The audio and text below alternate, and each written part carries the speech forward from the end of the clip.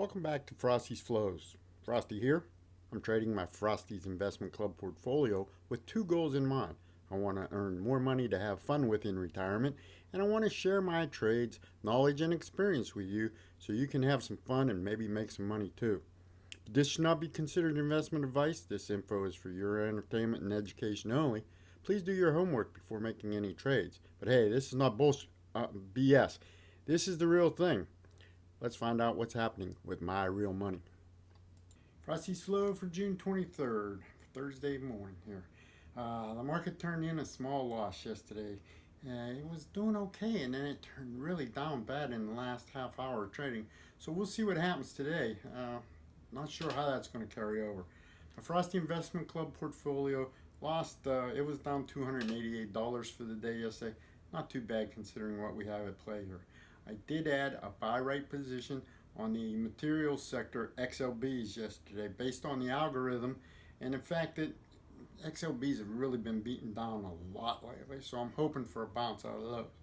Now let me explain today what I mean when I say I added a buy right position. Okay, I decided to buy 100 shares of the XLB ETF yesterday.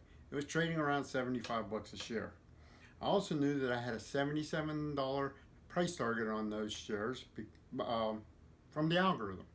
That's why I do all this work. So I entered a buy right order. This order allows me to buy the stock and sell the covered call option at the same time. I bought the shares for $7,503 and I sold the option for $53. It expires next Friday. Okay, I'm in this position for basically $7,450. $74.50. When I sold that call option though, I gave somebody the right to buy my shares for $77 a share. So if it goes to 80, I lose. But I did meet my target, so I'm happy. That's the way I'm playing the covered call. Okay. Now if we explore all the possibilities in this trade, you'll know all the orders I put in on the market for trading this portfolio. On Friday next week, if the stock is below $77 a share, the call option will be virtually worthless.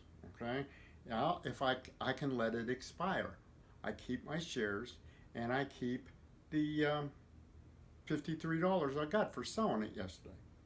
But I normally speed things up just a little bit. I'll put it in an order where I'll buy that option back at a nickel a share, so it costs me $5 to get out early.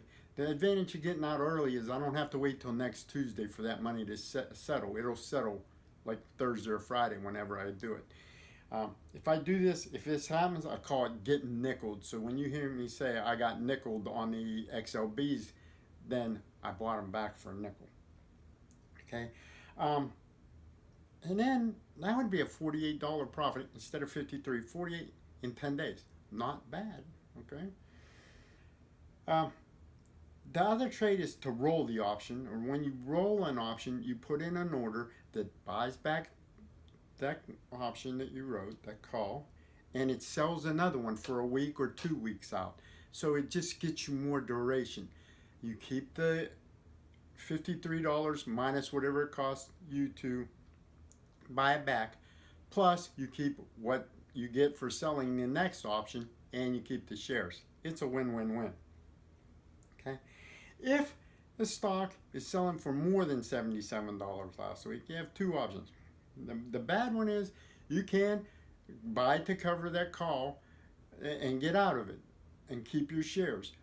But if you do that, you normally end up with a loss because it costs you more to buy back that option, that call, than what you got for selling it. So I normally don't do that. If it's above $77 a share, hey, it met my target. So I let it be, this is the next trade, assigned. That's where the guy that's holding the option says, I want the shares for $7,700. He sends me $7,700 through the broker, of course. I get the $7,700. He gets the shares. I keep the money that we sold the option for last week. I got into this position for $7,450. I get out for $7,700. That's $250 in 10 days. That's a 3.3% return on a $7,450 investment. I'll take it. I'll take it every week. So in review, this is the way I trade the Frosty Investment Club Portfolio. Okay, the multiple possibilities are: number one, you buy shares of a stock or an ETF. Number two, you write a covered call against those shares. Number three, you do a buy right trade. That's you do both at the same time. Saves you a little commission that way.